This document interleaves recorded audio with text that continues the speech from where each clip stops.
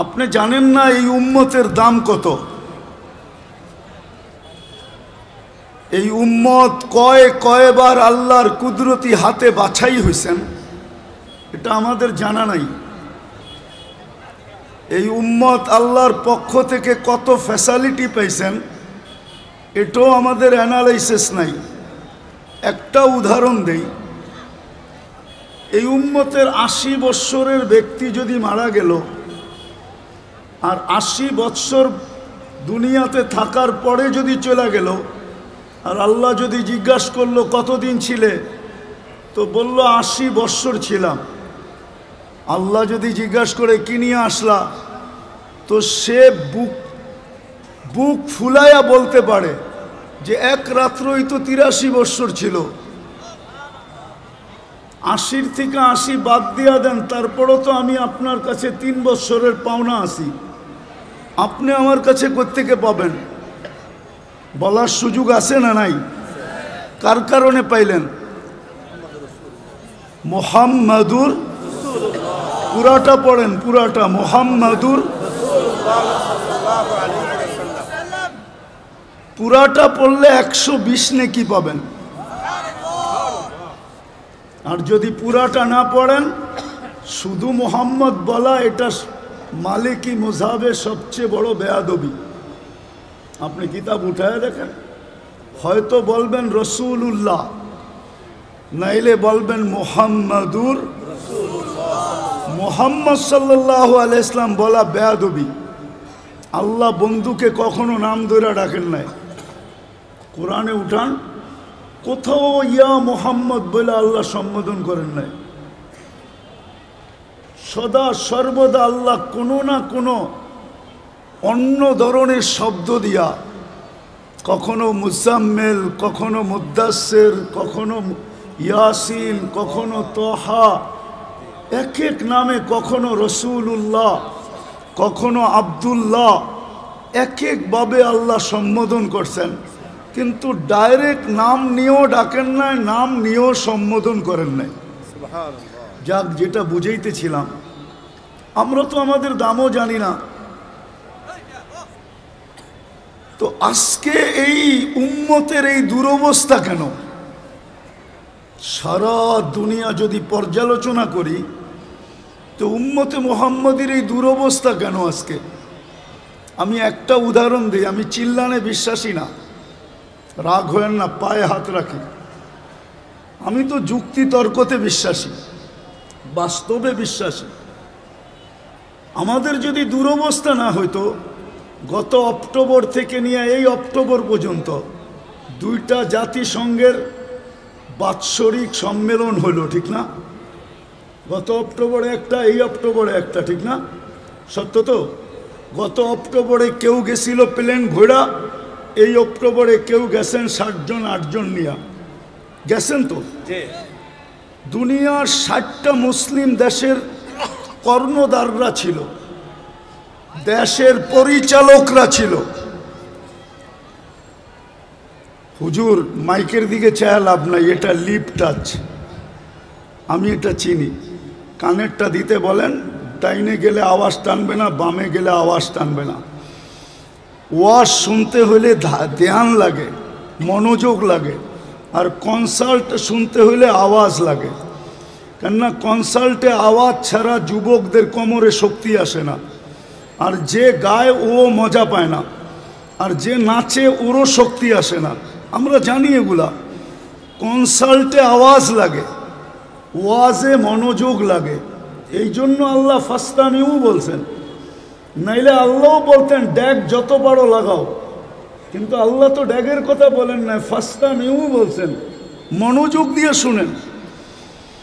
Concert শুনতে শুনতে শুনতে শুনতে এখন ওয়াজ যারা শুনতে আসে, ওরাও আওয়াজ চায়, কেন সারাদিনই তো কনসার্ট শুনে, গান শুনে, নাইলে নাচ শুনে, নাইলে এটা শুনে। আগে কথা বলতে দেন, কথা কিন্তু উপর থেকে আসে, এইখান থেকে না। কেননা সিরাতুন নবী, কথা উপর থেকে আসবে, এইখান থেকে আসবে না। এটাতে আমি বিশ্বাসী না। আমি তো ঢাকা শহরে প্রোগ্রাম করিই না, এটা ফাঁদে পড়া করে ফেলছি।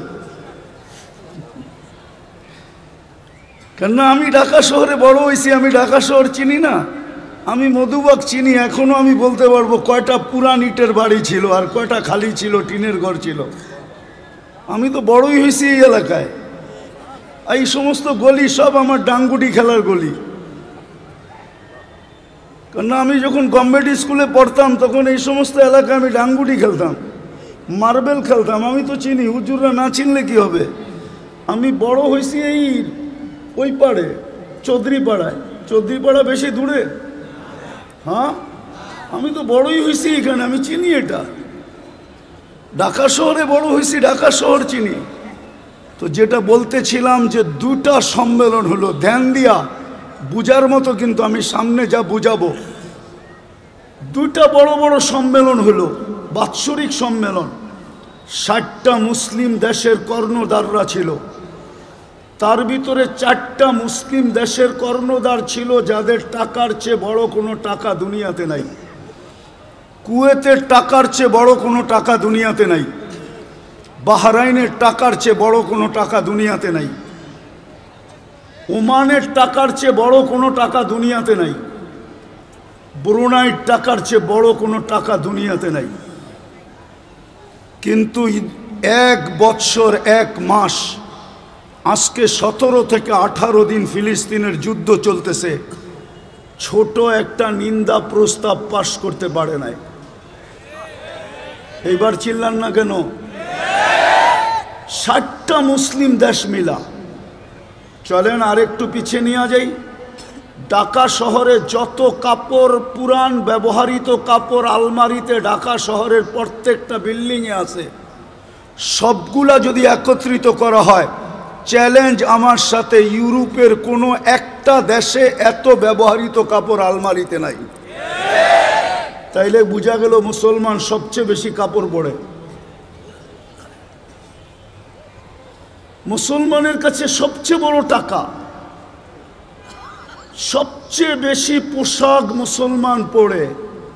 আমাকে তো বুঝাইতে হবে না, কেননা আপনাদের উন্নত দুনিয়ার ভিতরে একটা দেশ আমার বাকি আছে, নিউজিল্যান্ড।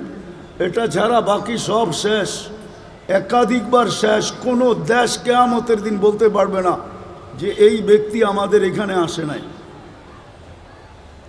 অহংকার করে বলতেছি না, সবচেয়ে বেশি কাপড় মুসলমান পরে, সবচেয়ে বেশি আইটেম মুসলমান খায়। মুসলমানের চেয়ে বেশি আইটেম দুনিয়ায় কেউ খায় না। মুসলমানের চেয়ে প্রসাধনী দুনিয়ার কেউ ব্যবহার করে না। চ্যালেঞ্জ আমার সাথে। মুসলমানের থেকে ব্র্যান্ড কেউ ব্যবহার করে না।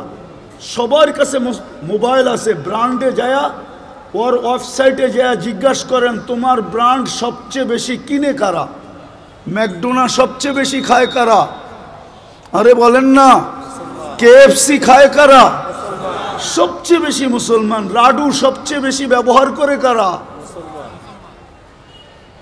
দুনিয়ার রুলেক্স সবচেয়ে বেশি ব্যবহার করে কারা, সবচেয়ে বেশি ব্র্যান্ড মুসলমান ব্যবহার করে। আমি তো কোনো দেশে দেখি না যুবকরা, বাংলাদেশের যুবকরা যেরকম চুল কাটে, একজনকে জিজ্ঞাসা করেন নেটে না দেখা চুল কাটে কিনা। এইখানে যে দাঁড়ানো আছে সারা রাত্র নেটে ডিজাইন দেখে, তারপরে চয়েস করে, তারপরে স্ক্রিনশট দেয়, তারপরে সেলুনে নেওয়া যায়। সেলুনওয়ালা ডিজাইন দেখা পানি খেয়া ঢোক গিলে তারপরে বলে 700 টাকা। জিজ্ঞেস করেন এদেরকে। 14 তারিখ তো আমি আমেরিকাতে দেখলাম, কিন্তু ঢাকা বাংলাদেশের মতো তো 14 তারিখ দেখলাম না। শুধু ফুল দেয়। ফুল দিলে তো মনকে বুঝাইতে পারতাম যে ফুল, তারপরে বিদায়। ফুল দেয়, হোটেলে খাওয়ায়, পার্সেল দেয়, পারে না কলিজা কাইটা বুনা করা তারপরে প্যাকেট করে দিয়া দিতে। তারপরে বলে আমাকে কমসে কম একবার হইলেও লেখা দিও I.U। কিন্তু তারপরও তো 90 ভাগ শেখ খাওয়া। আমি তো বলি প্রশাসন দেশ সামলাবে কি? এরা তো সামাজিকতার কারণে মিছিল করে না। এরা যদি মিছিল করতো ডেলি প্রত্যেক বাড়ির সামনে, তাইলে আমাদের যে প্রশাসন আছে এটা যথেষ্ট ছিল না। এরা তো সামাজিকতার কারণে শুধু মিছিল করতে পারে না, নাইলে প্রত্যেক বাড়ির সামনে যে মিছিল করতো সাক্ষে এসে আমার ভাই অমুকের রক্ষা নাই, বাইরেও বাড়ির থেকে। সব কিছু আমরা বেশি করি, তারপরও আমাদের কেন এই দুরবস্থা? বুঝান আমাকে। আপনারা তো মিডিয়া, ফিলিস্তিন মিডিয়ায় দেখা চিৎকার দেন, তাই না? আমি তো 14 বছর আগে ফিলিস্তিন দেখা আসছি। আমার তো যুগ বিয়োগ মিলে না যে ফিলিস্তিনে হামলা হয় তো হয় কি করে? ওইখানে তো খলিল শুয়ে আছে। বলো কোলামা, খলিল কোথায় শোয়া? খলিল বুঝছেন? ইব্রাহিম খলিলুল্লাহ কোথায় শোয়া? আমি তো চোখে দেখেছি ওয়াদিয়ে খলিল। মুসা আলাইহিস সালাম কোথায় শোয়া? ওয়াদিয়ে মুসা, ফিলিস্তিনে। 70 জন নবীর কবর চিহ্নিত যেখানে, যেই মাটির ভিতরে আল্লাহ বরকত মিশ্রিত করছেন, বারাকনা হাওলা। কোরআনই তো বলতেছি, সব বাদই দিলাম।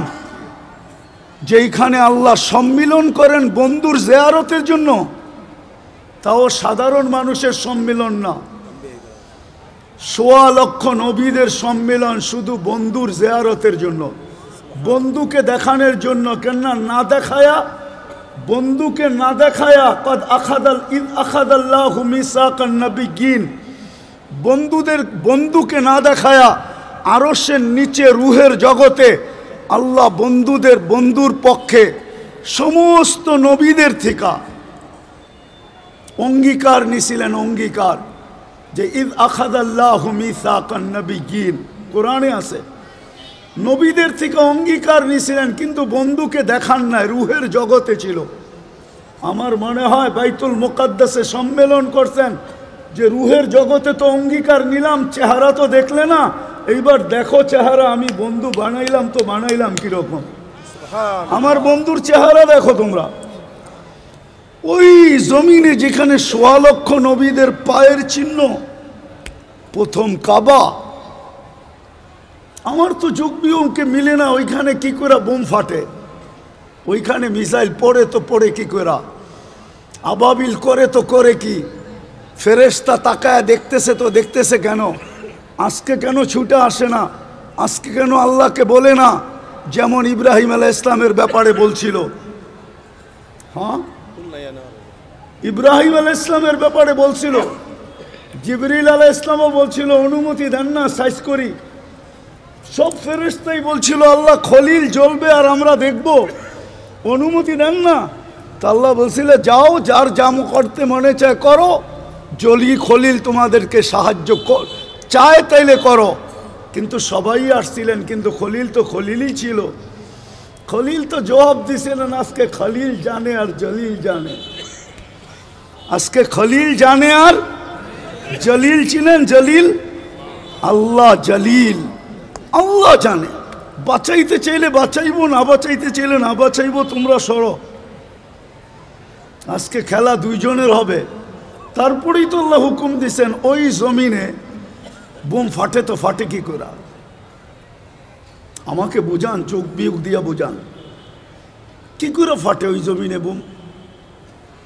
আর আগে টানতে চাইলাম না, কেননা ঢাকা শহর আবাসিক এলাকা, লম্বা দীর্ঘ রাত পর্যন্ত চিল্লা চিল্লি, এটা আমার ঘরের পাশে হলেও আমি পছন্দ করি না।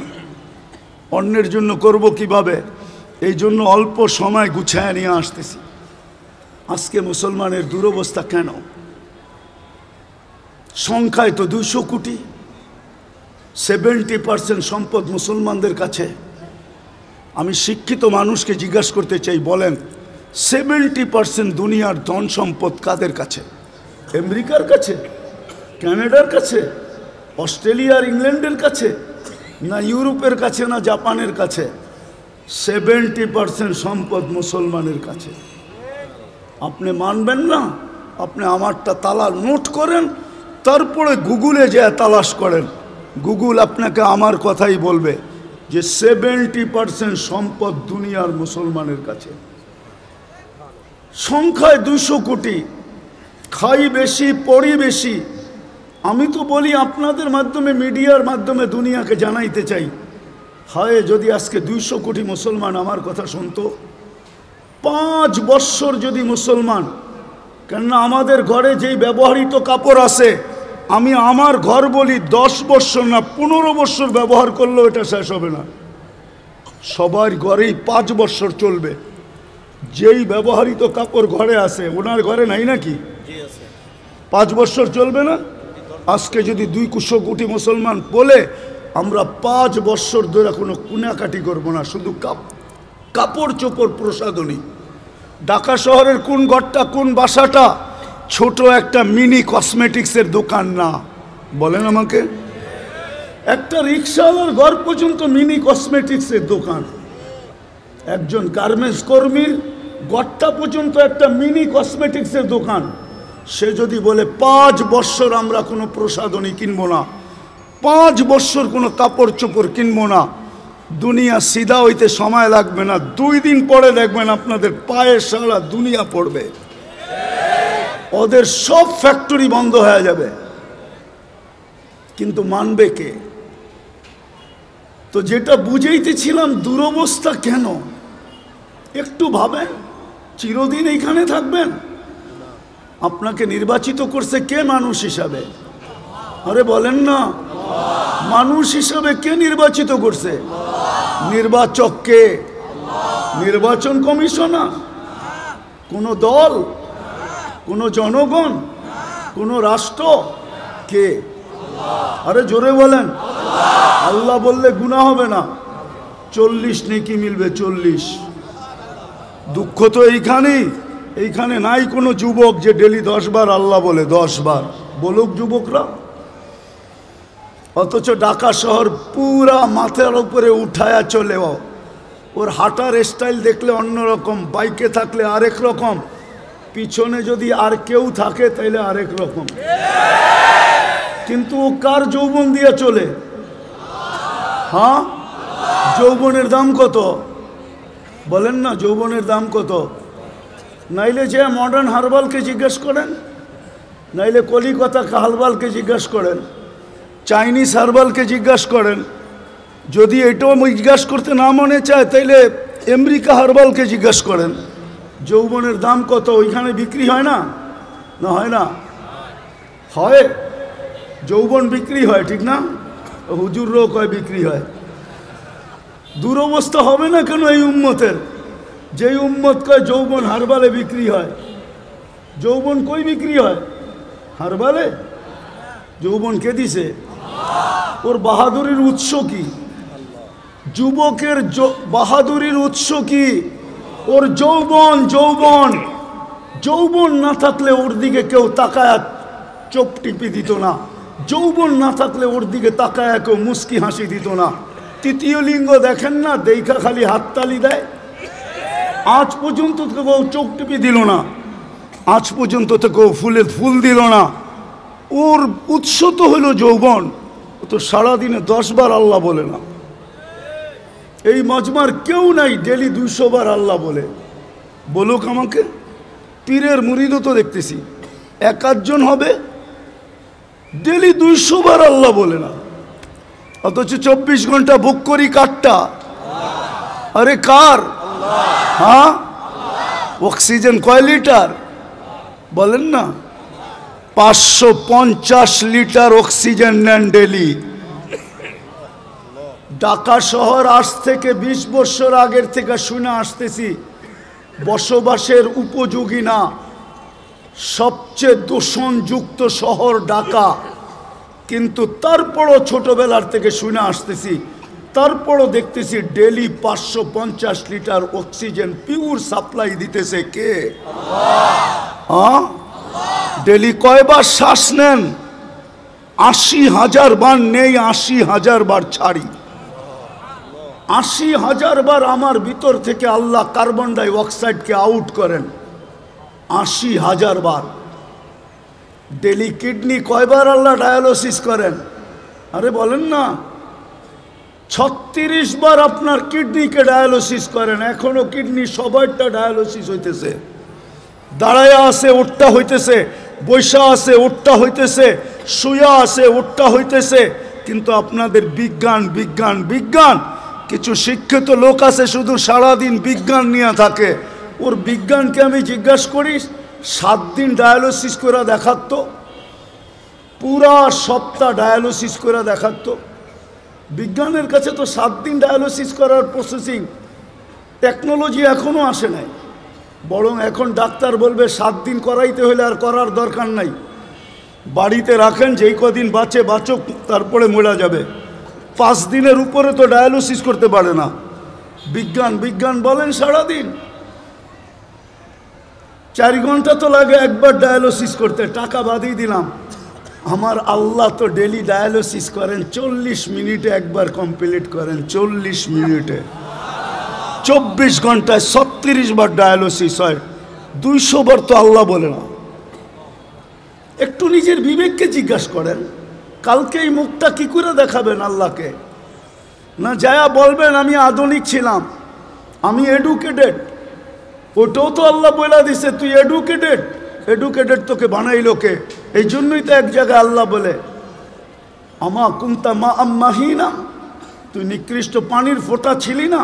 ফামান জাআলাকা দামা, বল না তোকে রক্তে রূপান্তরিত কে করলো? ওমান জাআলাকা মুযগা, তোকে রক্তপিণ্ডতে রূপান্তরিত কে করলো? ওমান জাআলাকা ইযামা, তোর কঙ্কালটা কে বানাইলো? ওমান কাসা আলাইহি লাহমা, সুন্দর করে নিখুঁতভাবে চামড়ার গোশত। আমা কুনতা সগীরা, তুই কি ছোট ছিলি না? ফামান কাব্বারাক, বল না তোকে বড় কে করলো? দুনিয়াতে তো আমেরিকা তো এতটুক আছে শর্ট ফিগার, আজ পর্যন্ত 1 ইঞ্চি বাড়ায় দেখাইতে পারলো না। আল্লাহ বলে তোকে 6 ফিটের কে বানাইলো বল? আমা কুনতা যাইফা, তুই কি মার পেটের থেকে দুর্বল আসিস না? ও যুবক পায়ে হাত দিয়া জিজ্ঞাসা করি ফামান কাওয়াকা, বল না তোকে সুঠামত কে দিল? আমা কুনতা জাহিলা, মার পেটের থেকে কি অজ্ঞ আসিস না? ফামান আল্লামাক, ও শিক্ষিত লোকগুলা তোমাদেরকে শিক্ষায় দীক্ষায় আলোকিত কে করলো? আজকে আল্লাহ ভুলে গেলে? উচিত তো ছিল গাছে ফল আসলে ঝুঁকবে, কিন্তু আমি তো দেখি আমার সমাজের শিক্ষিত লোক বেশিরভাগই বড় পার্সেন্টেজ আমার সমাজে শিক্ষিত লোকগুলো আল্লাহর থেকে দূরে। আমি তো মাঝে মাঝে ভাইবা আমার যোগ বিয়োগ মিলে না, যে ডাক্তার বেনমাজি হয় কি করে? ও তো আল্লাহর কুদরত দেখে শরীরের ভিতরে, ঠিক না? কি বলেন? এর চেয়ে বড় কুদরত আর কি দেখাবো? চলেন একটা উদাহরণ দেই। মানুষের অঙ্গের ভিতরে দেখার মধ্যে সবচেয়ে ছোট অঙ্গ কোনটা বলতে পারেন? হ্যাঁ, আরে বলেন না। চোখ দেখার ভিতরে সবচেয়ে ছোট অঙ্গ চোখটা, ঠিক না? চোখের তুলনায় দেখতে নাকটা চোখের থেকে বড় মনে হয়, ঠিক না? কানটাও, ঠোঁট, হাত পাও তো আছেই, ঠিক না? সারা দুনিয়ার চোখের ডাক্তারকে যদি মধুবাগের ইমাম আর খতিব সমিতি যদি ডাইকা নিয়ে আসে এই মাঠে, আর যদি জিজ্ঞাসা করে যে শত শত বৎসর চোখ নিয়ে গবেষণা, বলো এটা শেষ হবে কোথায়? তো সারা দুনিয়ার চোখের ডাক্তাররা একটা মুস্কি হাসি দিবে আর বলবে গবেষণা চলতেছে, এটা বলতে পারি, কিন্তু শেষ কোথায় হবে এটা দুনিয়ার কারো জানা নাই, এটার কিনারা কোথায় আমরা জানি না। এতটুক জায়গার ভিতরে যদি ফিট করতে পারে, এটাই তো আল্লাহ বলে। এতটুক জায়গার ভিতরে এরকম টেকনোলজি ফিট, প্রযুক্তি ফিট, যেটার কিনারা নাই। 13 কোটি ক্যামেরা এক চোখে, 13 কোটি, 2 চোখে 26 কোটি ক্যামেরা, 26 কোটি। তার নিয়ে গেছেন পিছনে, প্রত্যেক ক্যামেরার জায়গা ব্যবহার করছেন 1.6 সেন্টিমিটার। 2 তারকে একসাথে লাগতে দেয় নাই, দিলে ফায়ার হবে, সব উল্টা দেখবে। ওই আল্লাহ জিজ্ঞেস করে কুনতা জাহিলা ফামান আল্লামাক, বল তুই তো অজ্ঞ আসছিলি, তোকে শিক্ষাকে দিল। আমা কুনতা মিসকিনা, তুই মার পেটের থেকে অসহায় আসিস নাই, নিশ্চয় আসিস নাই। ফামান আগনাকা, বল তোকে স্বয়ং সম্পূর্ণ কে করলো? আজকে 200 বার আল্লাহ বলে না। যাক, যেটা বুঝাইতেছিলাম মুসলমানের এই দুরবস্থা কেন? ফিলিস্তিন নিয়ে শুরু হয়েছিল যে যোগ বিয়োগ তো মিলে না। খলিল সোয়া, মুসা আলাইহিস সালাম সোয়া, 70 জন নবীর কবর চিহ্নিত, বাইতুল মুকাদ্দাস, এক বৎসর 1 মাস 60,000-এর উপরে মানুষের রক্ত ঝরল, বাড়িগুলা সব মাটির সাথে মিশা গেল। কেন? আমরা ছোট একটা নিন্দা প্রস্তাব পাশ করাইতে পারলাম না, 200 কোটি হওয়া সত্ত্বেও। এই দুরবস্থা কেন? আল্লাহ আজকে আমাদের থেকে চক্ষু ফিরায় নিলেন কেন? অথচ পিছনের ইতিহাস যদি দেখি তো একজন হাত উঠাইতে দেরি, ফেরেশতা নামতে দেরি করে নেয়। আজকে তো লক্ষ কোটি উলামায়ে কেরাম ডেলি চোখের পানি ঝরায়। বলেন এই ইমাম আর খতিব পরিষদ কি চোখের পানি ঝরায় না? না জড়ায় না ফিলিস্তিনের জন্য? না জুমার দিন দোয়া করে না? না মাদারেসগুলোতে ডেলি ইয়াসিন খতম হয় না? না ডেলি কোরআন খতম করে দোয়া হয় না? না মা বোনরা ঘরে দোয়া করে না? হবে বাংলাদেশে এরকম মা বোন আছে যারা চুপে চুপে ফিলিস্তিনের জন্য রোজা রাখে, যারা চুপে চুপে ফিলিস্তিনের জন্য চোখের পানি, নামাজ পড়ে চোখের পানি ঝরায়। কেননা মা বোনদের দিল আমাদের দিলের চেয়ে বহুত নরম। আমরা জানি না ওনারা চড়াইতেছে, কিন্তু চোখের পানি মাথার উপরে ওঠে না কেন? কারণটা কি? ওইখানে তো দেখি একজন প্রমাণ দিব, প্রমাণ দেই তেলে প্রমাণ। ইবনে ওমর রাদিয়াল্লাহু তাআলা আনহু বলেন আমরা 8,000 ছিলাম। হায়াতু সাহাবা উঠায় দেখেন, তারিখে সাহাবা উঠায় দেখেন, আমরা 8,000 ছিলাম, রুমি 1 লক্ষ ছিল। বহুত দিক দিয়ে আমাদেরকে কয়েকভাবে আমাদেরকে আমরা বেষ্টনীর ভিতরে চলে আসছি, অবরুদ্ধ ছিলাম। ভাবতেছিলাম কবরটা এখানেই হবে। তো বলতেছিল আমার পাশেই একজন দাঁড়ানো ছিল, ক্ষুধায় বড় কাতর, কাপড়গুলা বড় জীর্ণ শীর্ণ, চামড়াগুলা বিলকুল বটা গেছে, তলোয়ার রাখার কোনো নিয়ামও নাই। একটা রশি দিয়া কোমরে তলোয়ারটা বাঁধা রাখছেন।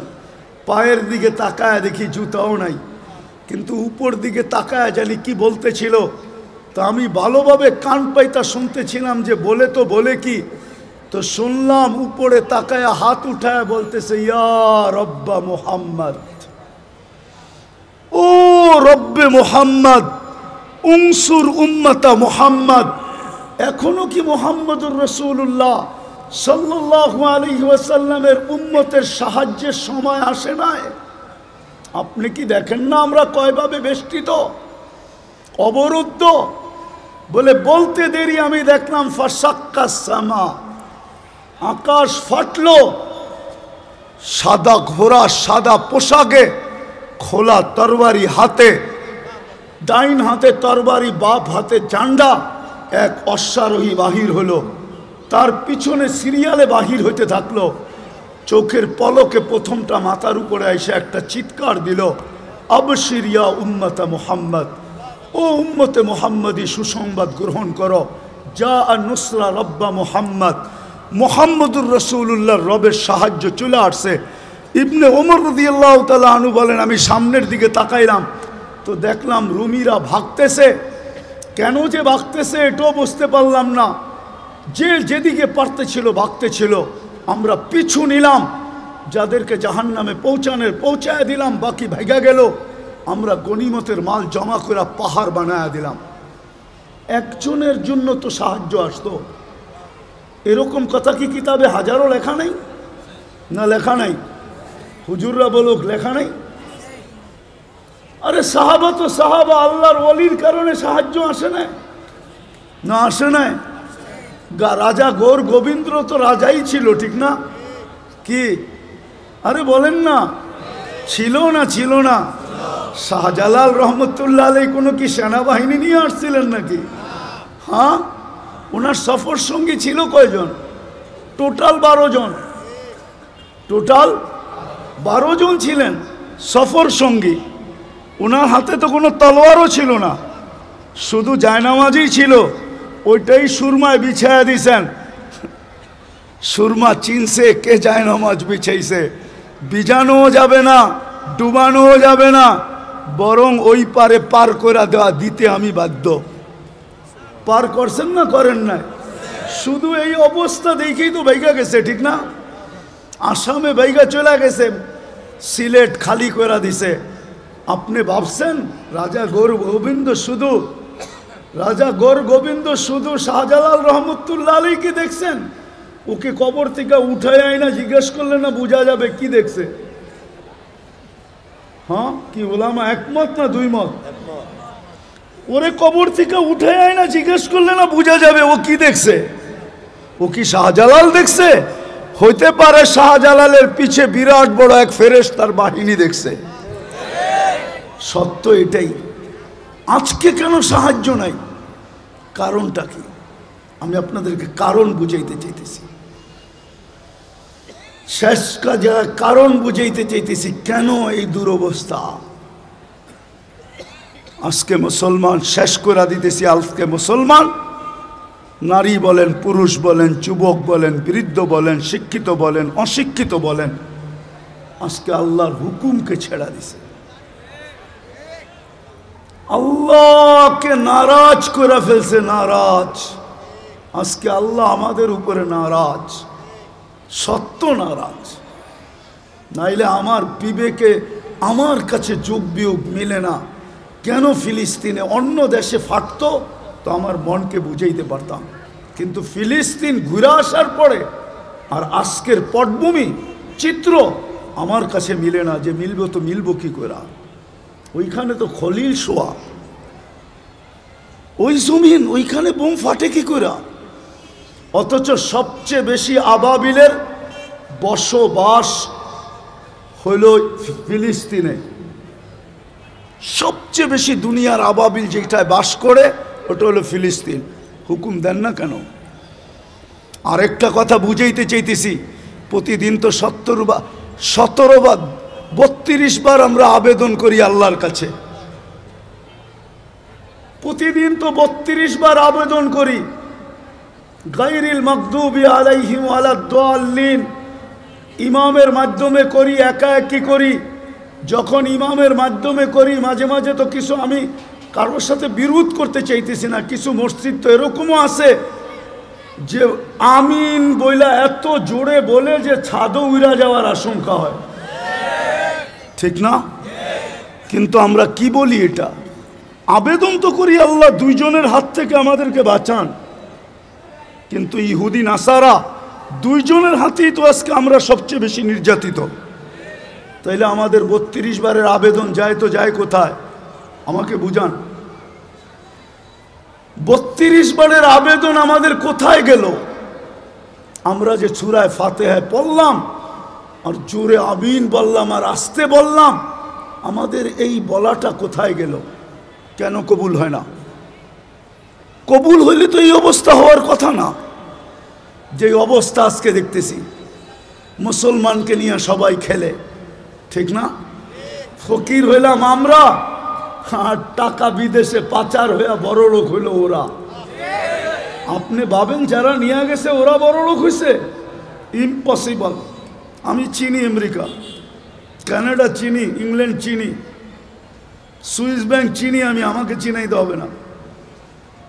হ্যাঁ, আমি চিনি, বহুত মানুষকে চিনি, 2-4 জন প্রেসিডেন্টও চিনি যারা ট্যাক্সি চালায়। ট্যাক্সি আমেরিকাতে ট্যাক্সি চালায়, অবশ্য আমাদের দেশের না, আফ্রিকান দেশের। নিয়ে গেছিল খুব, এখন ট্যাক্সি চালায়। কেন এই দুরবস্থা? একটু ভাবেন। চলা তো যাব, থাকা তো যাবে না, পুঙ্খানো হিসাব তো নিবে। সত্য তো এটাই। যদিও কেউ মাঝে মাঝে জিজ্ঞাসা করে, হুজুর 60 বৎসরের হিসাব নিতে 50,000 বৎসর লাগবে কেন? তো আমি বলি, শোনো, তুমি ডেলি কতটুকু অক্সিজেন, কয়বার শ্বাস প্রশ্বাস নিছিলে? কয়বার? আরে 1,60,000 বার। তো মাসে কত নিছিলেন? বৎসরে কত? 60 বৎসরে কত? স্বাভাবিক শ্বাস নেওয়ার দাম তো আমাদের দেশের এক শিল্পপতি আমাদেরকে শিখায়া গেছিলেন, কিন্তু আমরা তো এটাকে মাথায় ধারণ করি নাই। 2020 করোনা লগ্নে বাংলাদেশের প্রথম সারির এক শিল্পপতি মারা গেছিলেন। ওনার জন্য ডাক্তারের টিম যখন চায়নার থেকে আনা হলো, আর উনি ভেন্টিলেটারে ছিলেন, তো উনি কামরায় ঢুকার পরে ডাক্তারদেরকে বলছিলেন, আমার সুস্থতার প্রয়োজন নাই, আমাকে শুধু স্বাভাবিক শ্বাস নিতে দাও, আমি তোমাদেরকে আমার পুরা কোম্পানি লেখা দিব। পেপারে আসছে, পেপারে জান মিডিয়ায় লেখা আছে এখনো। আমি নাম বলতেছি না। আপনি যে ডেলি স্বাভাবিক শ্বাস নিতেছেন, এটার বিনিময়ে কি করছেন, এই হিসাব কিন্তু মিলাই দিতে হবে। বিদায় আমি শেষ জায়গায় চলে আসছি। আজকে এই দুরবস্থার কারণ একটা, শুধু প্রথম একটা, আল্লাহকে না মানা। আল্লাহকে আল্লাহকে আল্লাহকে সব বুক করি কার? কিন্তু শিক্ষিত মানুষগুলা যদি প্রশ্ন করে আল্লাহকে মানব কি করা, আল্লাহকে তো চোখে দেখি না। লা তারাহুল উয়ুন ওয়ালা তুখালিতুহুদ দুনুন, দেনদারণে আনা যায় না। ওয়ালা ইয়াসিফুহুল ওয়াসিফুন, বর্ণনা দিয়ে শেষ করা যায় না।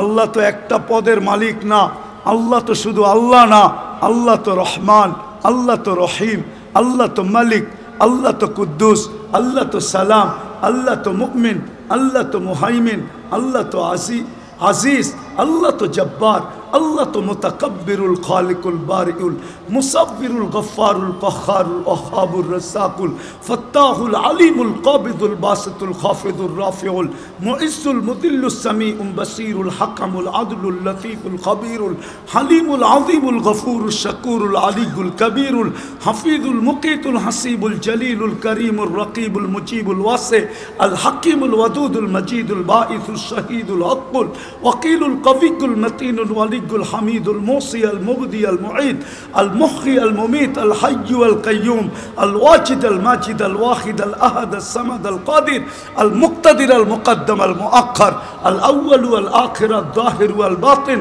الوالي المتوالي البر التواب المنتقم العفو الرؤوف مالك الملك ذا الجلال والإكرام المقسط والجامي والغني والمغني المانع الدار النافع النور الهادي البديع والباقي الوارث والرشيد الصبور জল্লে জালালু। আল্লাহ তো 99 পদের মালিক, আল্লাহকে মানব তো মানব।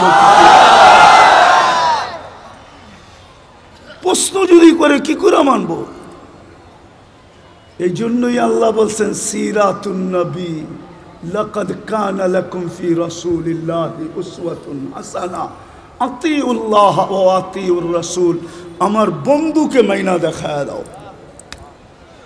কিন্তু আফসোস তো এইখানেই, বন্ধুকে যদি এই উম্মত মানত তাহলে সবচেয়ে বেশি বন্ধুর আদর্শ মুসলমানের ঘরে নির্যাতিত হতো না, ঘৃণিত হইতো না, অবহেলিত হইতো না, দীক্ষিত হইতো না, লাঞ্ছিত হইতো না, বঞ্চিত হইতো না। এটাই তো কাঁদি শুধু। নাইলে মুসলিম যুবক 50 টাকার চুল 500,000 টাকা দিয়ে কাটবে কেন? বিজাতির রঙে রঙিন হবে কেন? ও কি রসুল কি আদর্শ দেয় নাই চুল কাটার? না, দেয় নাই। রসুলের আদর্শ মতো চুল কাটলে তো চুলের প্রত্যেক চুলে সওয়াবও পাইত, আল্লাহ রাজি থাকতো।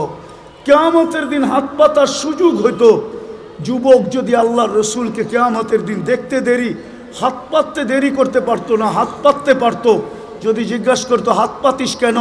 আপনার আদর্শে চুল কাটছি, সোয়াব তো পাইছি, কিন্তু আপনার পক্ষ থেকে কিছু দিবেন না?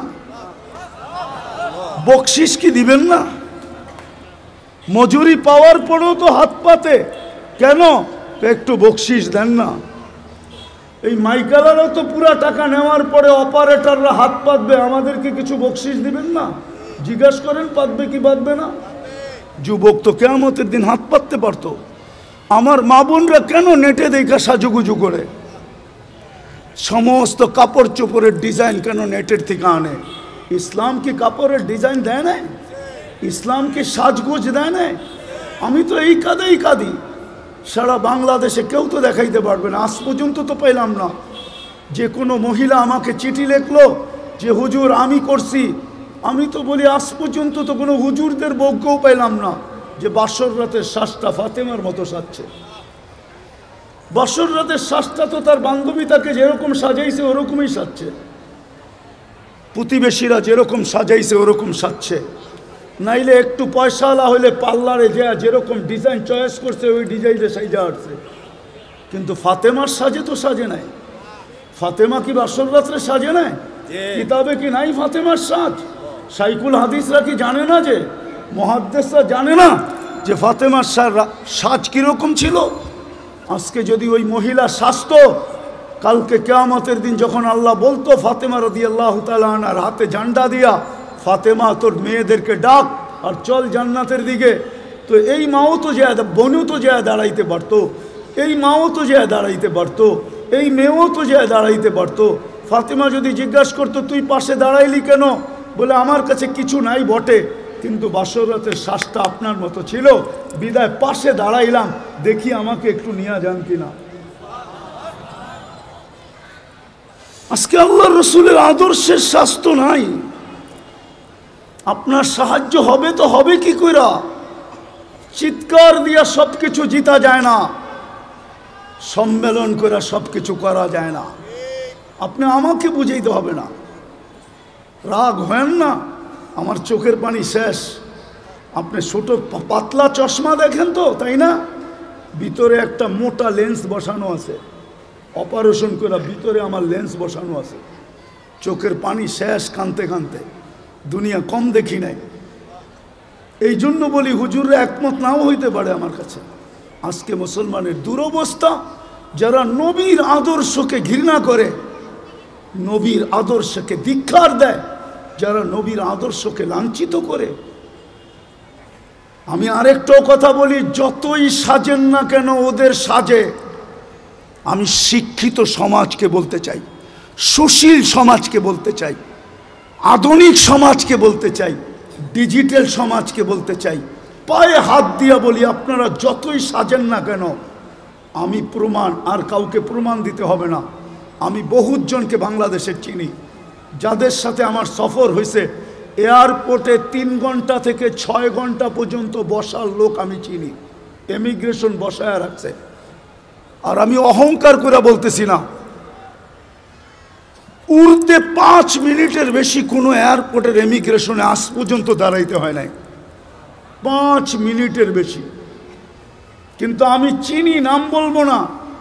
আমার বয়ান যদি ওরা শুনে, বলবে হুজুর নাম বলে নাই, খুব ভালো করছে, নাইলে আমাদেরকে মানুষ চিনত। আমি চিনি আমার সমাজের লোক, যারা ওদের সাজে 100% কেন, ওদের চেয়ে আপডেট সাজা ছিল, কিন্তু পাসপোর্ট যখন পাঞ্চ করছে তো বাহির হয়ে আসছে ধর্ম ইসলাম। বলছে তোর ধর্ম তো ইসলাম, তুই আমাদের চেয়ে বেশি আপডেট। সন্দেহ আল্লাহ ঢুকায়া দিছে, বস তুই, তোকে আগে যাচাই বাছাই করে নেই। 3 ঘন্টার থেকে 6 ঘন্টা পর্যন্ত যাচাই বাছাই করছে। শুনে রাখো যুবক, তুমি যতই ওদের মতো 14 তারিখ উদযাপন করো, আর যতই 31st নাইট তুমি উদযাপন করো, ওদের যত কালচার তুমি নিজের ভিতরে আনো না কেন, কিন্তু এক জায়গায় তুমি ধরা খাওয়া। আজকাল সব কিছু অনলাইনে। তোমার জন্ম নিবন্ধন যখন করতে গেছে তোমার মা বাবা, তো ভুলে হইল ধর্ম ইসলাম লেখা দিয়ে আসছে। স্কুলে যখন ভর্তি করাইতে গেছে, তো মনের বিরুদ্ধে হইল ইসলাম লেখা দিয়ে আসছে। আইডি কার্ড যখন বানাইতে গেছে, তো তোমার মনে না চাইলেও তুমি ধর্ম ইসলাম লেখা দিয়ে আসছো। পাসপোর্ট যখন বানাইছো, তখনও তুমি ধর্ম ইসলাম লেখা দিয়ে আসছো। যেই দিন তুমি চাকরির অ্যাপ্লাই করছো, ওই দিনও তুমি ধর্ম ইসলাম লেখা দিয়ে আসছো। অনলাইনে সারা দুনিয়ায় চলে গেছে, হেড অফিসে জমা হয়ে গেছে। অনলাইনের হেড অফিস হইল তেল আবিব, আমাকে চিনাইতে হবে না। অনলাইনের হেড অফিস হইল তেল আবিব। তেল আবিবে চলে গেছে তুমি মুসলিম, তোমার সাজের দিকে ওরা দেখবে না। আমার বয়ানে আছে, বয়ানে 2008-এর কাহিনী, 2008-এর কাহিনী আমার বয়ানে আছে, বয়ানে। তোমার সাজগোজ ওরা দেখবে না, সাজগোজ। আমি যেদিন জার্মানির ভিসা নিতে গেছি, 6 দিন আগে আমার বড় ছেলে মারা গেছিল। আমি 6 দিন পরে জার্মানির এম্বাসিতে গেছি, আমার ইন্টারভিউ ছিল। তখন আমি এই পরতাম না, সাদা লুঙ্গি সাদা পাঞ্জাবি পরতাম, এরকমই একটা রুমাল কাঁধে থাকতো, আর পান খুব খাইতাম। সাদা একটা স্টিলের পানের বাটা হাতে থাকতো, লাঠি থাকতো না। আমি পান খাইতে খাইতে ঢুকতেছিলাম। ইন্টারভিউর সময় ঘড়ির কাঁটা দেখা, কিন্তু ভিতরে ঢুইকা আমি দেখতেছিলাম মনে হয় আমি একটা কুকিলের মেলে একটা কাকেই গেছিলাম। সবাই আমার দিকে যেরকম চাইতেছিল, তো আমার মনে হইতেছিল আমি কুকিলের মেলা একটা কাক। কি ওরা যেইভাবে সাজগোজ করে গেছে, তা আমাকে ইন্টারভিউর জন্য যখন ডাকছে, তা আমাকে প্রথম প্রশ্ন ছিল, তুই এতদিন জার্মানি যাস নাই কেন? সেনজিং ভিসা, আমার 25 দেশের সফর ছিল। তা আমি বললাম প্রয়োজন ছিল না, এত দেশ গেলি, জার্মানি গেলি না, এখন দরকার যাব। জিজ্ঞাসা করলো তুই কি করিস? বললাম। তো জিজ্ঞাসা করলো আমার সোনাগুলা কালো হইল কেন? তা আমি বললাম তুমি পারফিউম খুব ব্যবহার করো মনে হয়। বলছে হ্যাঁ। তো এগুলা আমি পরিষ্কার করব কি করে? আমি বললাম চলো আমার কারখানায়।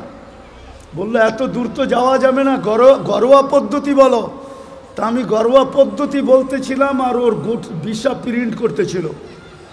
আমাকে বলল 600 এত টাকা দাও, 6000 এত টাকা দাও। দিলাম। আমাকে বলল তুই 2 মিনিট বস। আমি তো দেখছি ভিসা প্রিন্ট করা শেষ, ও শুধু সিগনেচারের জন্য যেতেছে। গেল 1 মিনিট পরে এসা বলতেছে ভিসা ওকে নিয়ে যাও।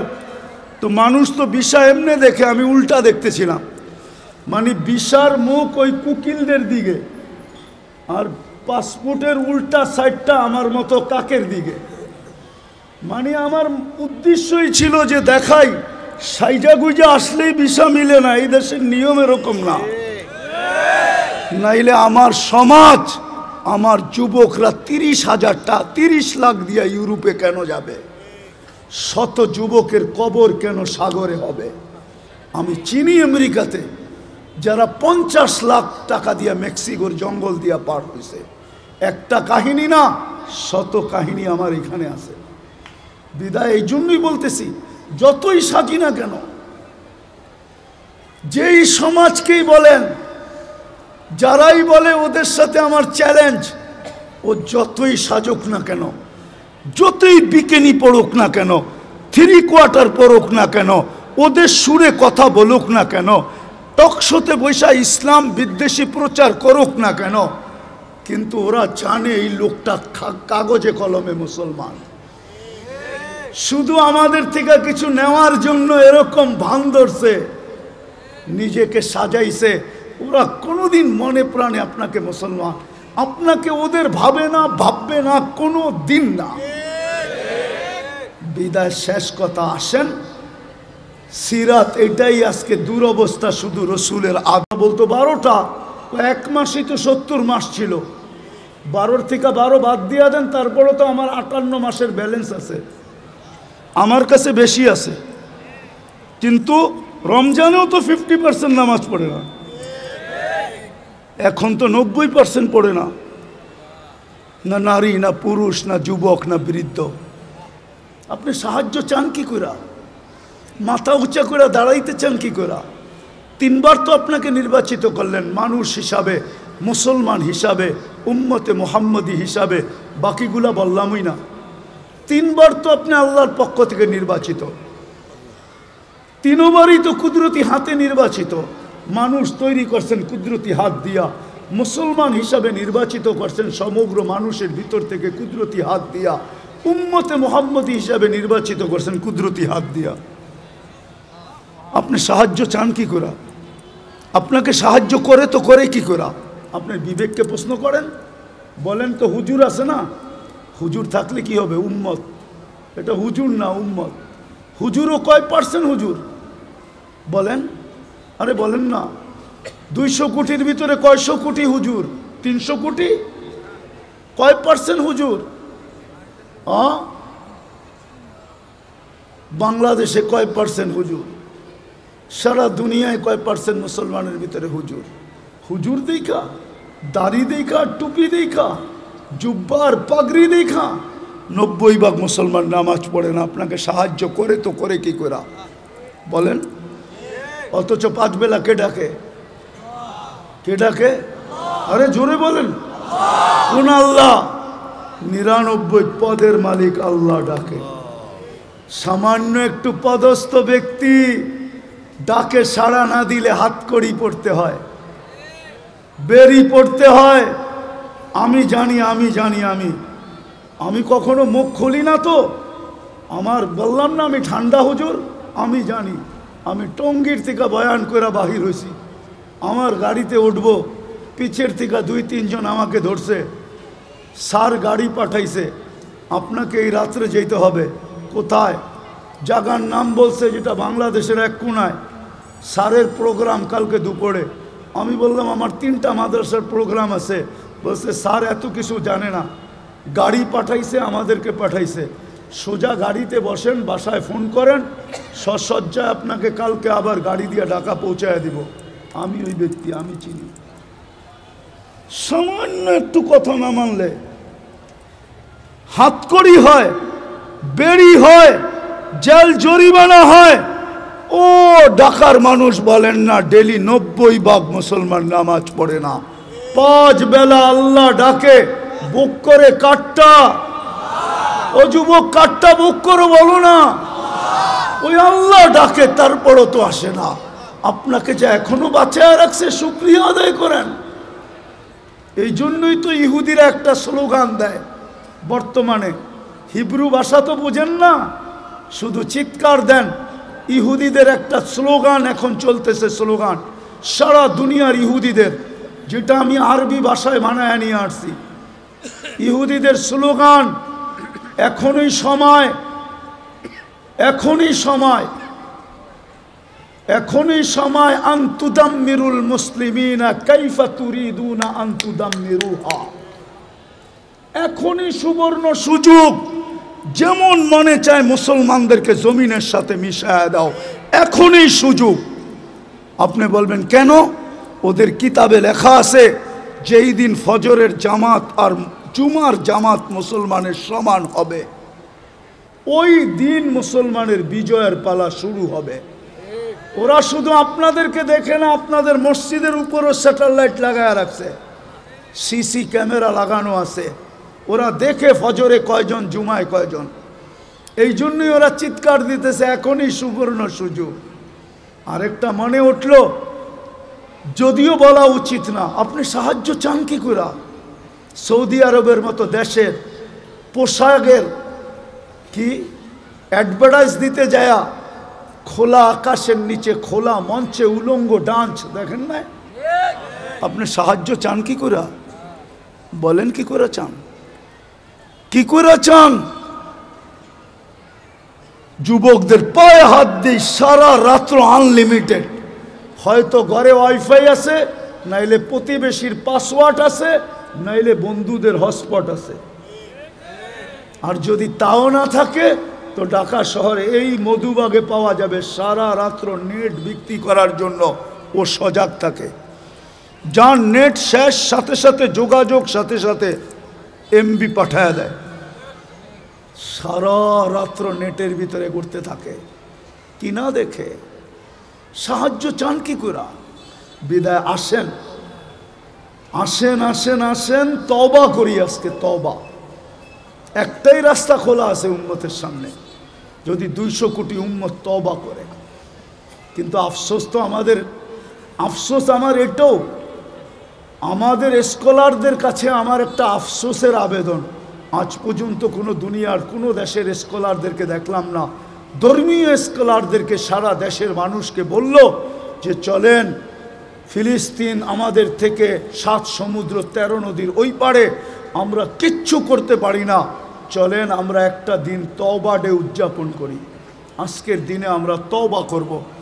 অথবা আজকের দিনটা আমরা ওদের জন্য রোজা রাইখা ইবাদতের ভিতরে কাটায় আল্লাহর কাছে মেসেজ দিব, আল্লাহ 7 সমুদ্র 13 নদীর এই পারে আমরা না টাকা পাঠাইতে পারি, না পয়সা পাঠাইতে পারি, না ওদের জন্য কাপড় পাঠাইতে পারি, না খাদ্য পাঠাইতে পারি, আমরা কিছু করার ক্ষমতা রাখি না, আমরা যাইতেও পারবো না। যদিও সমস্ত দেশ অনুমতি দিবে, কিন্তু আপনার প্রতিবেশীর দেশ অনুমতি দিবে না যে আপনি ইসরায়েলে, ফিলিস্তিনে যাবেন ইসরায়েলের বিরুদ্ধে, আপনার প্রতিবেশী দেশ আপনাকে অনুমতি দিবে না, না, না, না, না, না। কেন? সে তো ইসরায়েলের সবচেয়ে বড় বন্ধু, অনুমতি দিবে না। বিদায় যদি আমাদের স্কলাররা একটা দিন দিত, জাতিকে বলতো চলেন আমরা অমুক দিন রোজা রাখি, তওবা করি, আল্লাহর কাছে ইবাদত করে বলি, মেসেজ পাঠাই। কিন্তু আজ পর্যন্ত তো একটা দেশেও দেখলাম না, একটা দেশও তো পেলাম না। কোনো স্কলারের মুখ থেকে তো এই আহ্বানটা জাতির সামনে আসলো না। বড় দুঃখ লাগে। এই জন্য আসেন আমরা এখন তওবা করি। করবেন? করবেন? হ্যাঁ, পারবেন? কে কে করবেন দেখি? হ্যাঁ, তাইলে বলে দেন, আল্লাহ অতীত থেকে তওবা করলাম। বলেন বলেন, আপনি আমাদের তওবা কবুল করেন, আমাদের গুনাহ মাফ করে দেন। চলেন আপনাদের তওবার একটা প্রমাণ দিই। লম্বা হয়ে যেতেছে না তো? হ্যাঁ, আবার কোনোদিন আসি না, না আসি কে জানে। এই জন্য মনে উঠলো, এই জন্য বলতেছি। আদম আলাইহিস সালাম বলতেছিলেন যে আমি একটা ভুল করছি, করতে দেরি আমাকে জান্নাত থেকে বাহির করে দিতে দেরি করেন নাই। সত্য তো? কিন্তু উম্মতে মুহাম্মদী সারাদিন গুনাহ করবে, রাতের 3 ভাগের 1 ভাগ অতিবাহিত হইতে দেরি, আল্লাহ উম্মতে মুহাম্মদীকে ডাইকা ডাইকা গুনাহ মাফ কইরা জান্নাত হাতে উঠায়া দিয়ে দিবেন। জিজ্ঞাসা করেন এই হাদিস আছে কি নাই? আমরা তওবা করছি যখন নিষ্পাপ, নবীর সব আদর্শ বাদই দিলাম, একটা আদর্শের উপরে চলেন আমরা উঠি। সব আদর্শ বাদ দিলাম। আল্লাহ রসুলের সবচেয়ে বড় আদর্শ, জমিনে যখন পা রাখতে দেরি, চাদরে রাখতে দেরি, সেজদা করতে দেরি করেন নাই, শুধু চাদরে রাখছেন। দাই শেফা আব্দুর রহমান ইবনে আউফ রাদিয়াল্লাহু তাআলা আনহুর আম্মা চাদরে রাখতে দেরি, ডাইন দিক হয়ে সেজদা করতে দেরি করেন না, লম্বা সেজদা। আম্মা জান বলছিলেন, বেটা সেজদায় যে কি বলছিলি তুই আমি জানি না, কিন্তু তুই সেজদায় কিছু বলতেছিলি। আমি তো বলি সেজদা করেন নাই। উম্মতকে মেসেজ দিছেন, উম্মত নামাজ নামাজ নামাজ নামাজ। এই জন্য যাওয়ার সময়ও চিৎকার দিছিলেন, আসসালা আসসালা, নামাজ নামাজ নামাজ। আর সবচেয়ে বেশি ব্যথিত ছিলেন যখন মুসা আলাইহিস সালাম বলতেছিলেন 50কে তো 5 বানায় নিয়ে আসছেন বটে, কিন্তু উম্মত পড়বে না, আরো কমায় নিয়ে আসেন, আরো কমায় নিয়ে আসেন। কিন্তু লজ্জার ছাপ চেহারায় ছিল, বলতেছিল লজ্জা লাগে, 9 বার গেলাম আবার যাব। কিন্তু দিলে আগুন জ্বলতেছিল, না পড়লে এই চেহারাটা আল্লাহকে কি করে দেখাবো। আমার মনে হয় তখনই আল্লাহ কানে কানে বইলা দিছিলেন, বন্ধু যান, নিয়া যান, পড়বে 5 ওয়াক্ত, সোয়াব দিব 50 ওয়াক্তের। পরিশ্রম কমায়া দিলাম, সোয়াব কমাবো না, বরং আরো বাড়ায়া দিব। বাজমাত পড়লে 1 ওয়াক্তের সোয়াব 270 ওয়াক্তের দিব। মক্কায় পড়লে 1 লক্ষ ওয়াক্তের দিব, মদিনায় পড়লে 50,000 ওয়াক্তের দিব, বাইতুল মুকাদ্দাস পড়লে 25,000 ওয়াক্তের দিব। সাথে সাথে বন্ধু নিয়ে যান, আমি ডাইকা ডাইকা পড়ায় নিব। অফিসওয়ালাকে অফিস থেকে ডাকবো, আদালতওয়ালাকে আদালত থেকে ডাকবো, খামারওয়ালাকে খামার থেকে ডাকবো, মেইলওয়ালাকে মেইল থেকে ডাকবো, হাটওয়ালাকে হাটের থেকে ডাকবো, বাজারওয়ালাকে বাজার থেকে ডাকবো, ঘাটওয়ালাকে ঘাটের থেকে ডাকবো, রোডওয়ালাকে রোডের থেকে ডাকবো, বাড়িওয়ালাকে বাড়ির থেকে ডাকবো, ঘরওয়ালাকে ঘর থেকে ডাকবো। এমনকি ঘুমায়া থাকলেও আমি উঠায়া নিব, আসসালাতু খায়রুম মিনান নাওম বইলা আমি ঘুমের থেকে উঠায়া নিব। একটা আদর্শের উপরে চলেন আজকে আমরা একমত হই যে আজকের থেকে আমরা নামাজ ছাড়বো। ওয়াদা? হ্যাঁ, পাক্কা? নামা আরেকটা কাজ করতে হবে, তাইলে ইনশাআল্লাহ ইহুদিদের স্লোগান ভাঙ্গা যাবে। ওরা কিন্তু আজকে স্লোগান দিতেছে, আমি প্রমাণ দিতে পারবো আপনাকে। ওদের কিতাবে লেখা আছে এটা সত্য, আপনি প্রমাণ নিলে নিতে পারেন আমার কাছ থেকে। আজ থেকে বলি না আমি, এটা 90 দশক থেকে বলি, কারণ আমার কাছে অকাট্য প্রমাণ আছে। ওদের কিতাবে লেখা আছে যতদিন ফজরের জামাত আর জুমার জামার সমান না হবে 200 কোটি জান দিলেও কোনো কাজে লাগবে না, বিজয়ের পালা শুরু হবে না। আল্লাহর ঘর খালি আপনাকে বিজয় দেয় তো দেয় কি কইরা? এটা কি বিবেকে বোঝেন না? 5 বেলা আল্লাহ ডাকে, আর 90% মসজিদে আসে না, যায় নামাজে দাঁড়ায় না, যেই জায়গায় আসে ওই জায়গায় দাঁড়ায় আল্লাহু আকবার বলে না। ওকে সাহায্য করে তো করে কি কইরা? আপনি জিতা যাবেন শক্তি দিয়া? জিতেন না, জিতেন না। কোথায় জিতলেন এই পর্যন্ত? কোথায় জিতলেন? কোথায় জিতলেন? 1400 বছর আগে সাহায্য কোথায় আপনার সাথে বলেন? কোথায়? 500 বছর আগে সাহায্য কোথায়? 1000 বছরের আগের সাহায্য কোথায়? শুধু চিৎকার দিয়ে মানুষের ব্রেন উল্টা করলে হবে না যে এটা হইলেই আমরা সব করে ফেলবো। দুনিয়াটা এত সহজ না। রাগ হয়ে যাবেন আরেকটু বলবো? হ্যাঁ, আপনি জানেন এই কাপড়টা কয়বার সুদে ডুব দিছে? বলেন তো কেউ, কয়বার বলেন তো? আমি গয়না দিব 6 বার সুদে ডুব দিছে, 6 বার। কয়বার? কয়বার? কয়বার? 6 বার। যে তুলা চাষ করছে সে লোন নিয়ে তুলা চাষ করছে, যে তুলা ইম্পোর্ট করছে সে সুদ নিয়ে ব্যাংকের এলসি নিয়ে, আগাম এলসি নিয়ে সে ইম্পোর্ট করছে। যে তুলার থেকে সুতা বানাইছে সেও মেইল করছে সুদের ব্যাংকের টাকা নিয়ে। যে তুলা সুতার থেকে গেরে বানাইছে সেও সুদের টাকা ওইখানে মিশ্রিত করছে। গেরের থেকে যে ডাইং করছে সেও সুদের টাকা নিয়ে মেইল করছে। ডাইংয়ের থেকে যে ফিনিশিং করে মার্কেটিং করছে সেও সুদের টাকা নিয়ে করছে। কয়বার হইল? সিস্টেমটা পুরা উল্টা হয়ে গেছে। আপনি চিৎকার দিলে কিছু হবে না।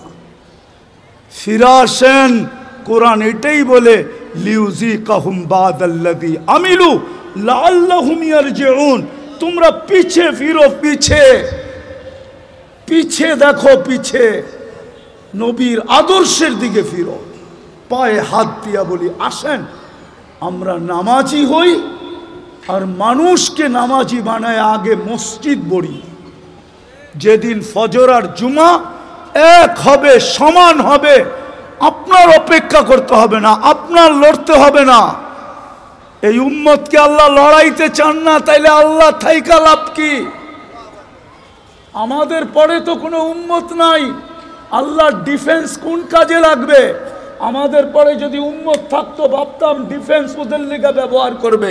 আমাদের পরে তো কোনো নবীর পরে নবী নাই, তাইলে আল্লাহর ডিফেন্স কোন কাজে আসবে?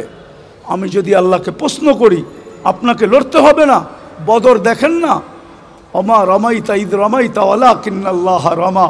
আমি যদি আল্লাহকে প্রশ্ন করি তাইলে রমজান মাসে 70 কিলোমিটার মদিনার থেকে দূরে বন্ধুকে কেন নিয়ে আসলেন? এই রমজান আর গরম। আল্লাহ যেন বলতে চায় বন্ধু না আসলে তো খেলা জমবে না। বন্ধুকে তো খেলতে আনি না, খেলা জমাইতে আসছি। আর দর্শক না হইলে খেলতে ভালো লাগবে না। বন্ধুকে তো দর্শক হিসাবে নিয়ে আসছি, বন্ধু দর্শক হিসাবে দেখবে আর আমরা খেলবো। আজকে মসজিদ বলেন, দেখেন কালকে আল্লাহ খেলে কি খেলে না। হ্যাঁ, আল্লাহর জন্য মশাই যথেষ্ট। যতটুক বললাম আল্লাহ আমাদেরকে আমল করার তৌফিক দান করেন। ওমা আলাইনা ইল্লাল বালাগ।